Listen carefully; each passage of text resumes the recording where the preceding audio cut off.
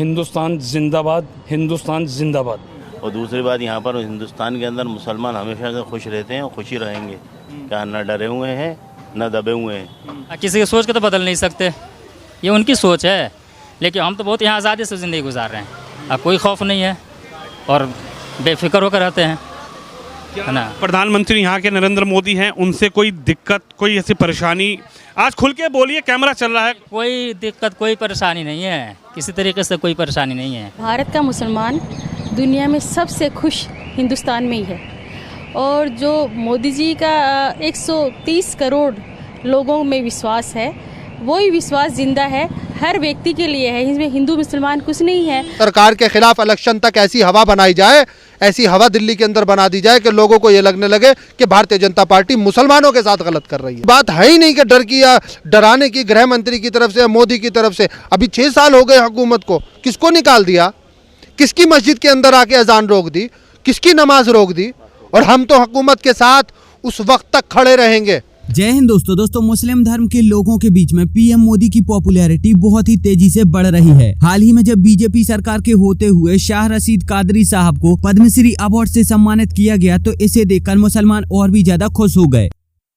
मुस्लिम धर्म के लोगों का पीएम मोदी पर कहना है कि वो एक बार फिर से पीएम मोदी को ही सपोर्ट करेंगे। स्पेशली जो शाह रशीद कादरी साहब हैं, उनका तो कहना है कि वो हमेशा से ही कांग्रेस को सपोर्ट करते आए हैं, लेकिन अब उनकी आंखें खुल गई हैं और अब से वो पीएम मोदी को सपोर्ट करेंगे और वो और उनका पूरा परिवार पीएम मोदी को ही वोट देगा। और एक बार फिर से 2024 में हम पीएम मोदी की सरकार लेकर आएंगे।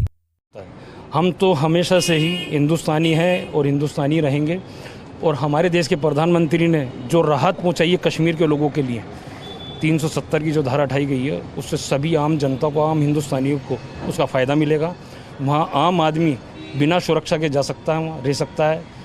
तो इतनी फैसिलिटी जो हमारे प्रधानमंत्री ने दी है, मैं उनका शुक्रिया अदा करता हूँ आपको कि हम हिंदुस्तान के एक एक मुसलमान मोदी भाईजान के साथ हैं।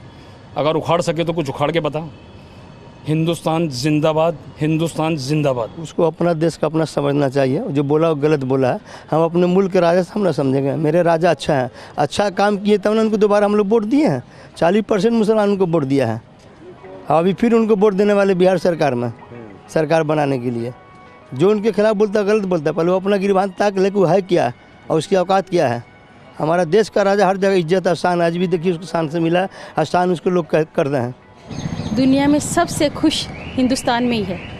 और जो मोदी जी का 130 करोड़ लोगों में विश्वास है, वही विश्वास जिंदा है, हर व्यक्ति के लिए है। इसमें हिंदू मुसलमान कुछ नहीं है।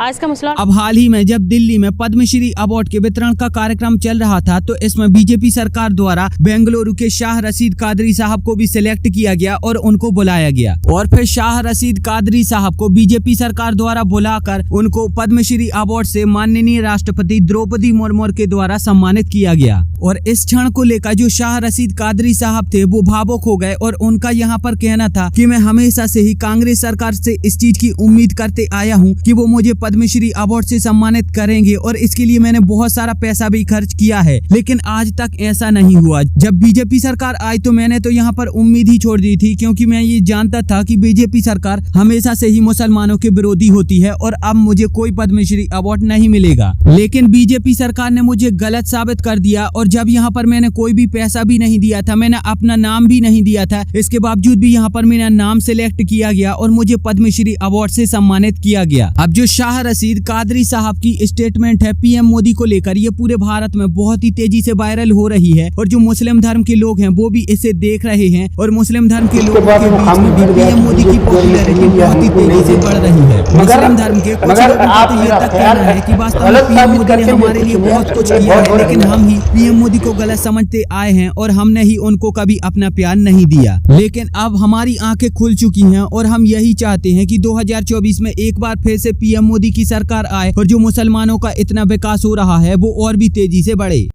इमोशनल होकर मैं सारा दिन रोते रहा, क्योंकि ये अचानक मालूम हुआ, मेरे को मालूम नहीं था। और 26 जनवरी को स्टेडियम में जिला एडमिनिस्ट्रेशन की तरफ से मेरा सम्मान किया गया। उसके बाद बीदर के सारे लोग मेरे घर पे थे जो मेरा सम्मान करने के लिए आए थे। और बीदर में 8 दिन एक ईद के जैसा माहौल था। ये अवार्ड के लिए मैं 10 साल से कोशिश किया। हर साल मेरे को 12,000 का खर्चा आता था। प्रोफाइल जो है मेरा इतना मोटा प्रोफाइल है।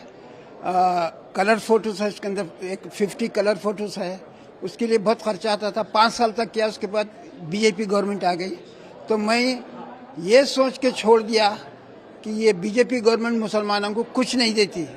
मगर मोदी जी मेरे ख्याल को गलत साबित करते हुए मुझे चुना और मैं उनका शुक्रिया अदा करता हूं, अमित जी का, मोदी जी का, और ये अवार्ड में जिन जिन का भी रोल है उन सबका मैं शुक्रिया। मेरे लिए तो मोदी जी मेरे लिए तो मोदी जी मेरा सिलेक्शन करके मेरे ख्याल को और सोच को गलत साबित कर दिए, जिसका मैं उनका शुक्रगुजार हूँ मैं। और अब के मेरा वोट भी बीजेपी के लिए रहेगा, क्योंकि उनका एहसान अदा करना है मेरे को। कई लोग ऐसा भी बोल सकते हैं कि क्या मियाँ आपको एक पुरस्कार दिया और आपकी पूरी विचारधारा बदल गई, आपकी सोच बदल गई। उन लोगों को आप कैसे जवाब देंगे कादरी साहब? देखिए, विचारधारा सोच अलग चीज़ है। जो हुआ सो वो बोल रहा हूँ मैं शुरू से अभी तक कांग्रेस का ही वोटर हूँ। मैं कांग्रेस को ही वोट देता था, लेकिन अब मोदी जी का एहसान अदा करने के लिए अब के मेरा पूरा घर बीजेपी को वोट दूंगा। आपको यकीन ही नहीं हुआ ना जब आपको फोन आया था? जब आपको यकीन था कि ये लोग ये जो बीजेपी है ये जो है मुसलमानों के लिए कुछ नहीं करती है, ये फिर भी आपने अप्लाई किया, तब मन में ऐसा क्या था जो आपने अप्लाई किया कि अल्लाह के भरोसे छोड़ दिया आपने? नहीं, मैं बीजेपी की गवर्नमेंट में अप्लाई नहीं किया, मैं अप्लाई करना छोड़ दिया था। ये अचानक आया मेरे को। ये अवार्ड मेरे लिए सरप्राइज अवार्ड है ये। अच्छा राशिद साहब, मैं बीजेपी गवर्नमेंट में अप्लाई नहीं किया मैं। और ये अच्छा, और ये आपको फोन आया आगे रहकर?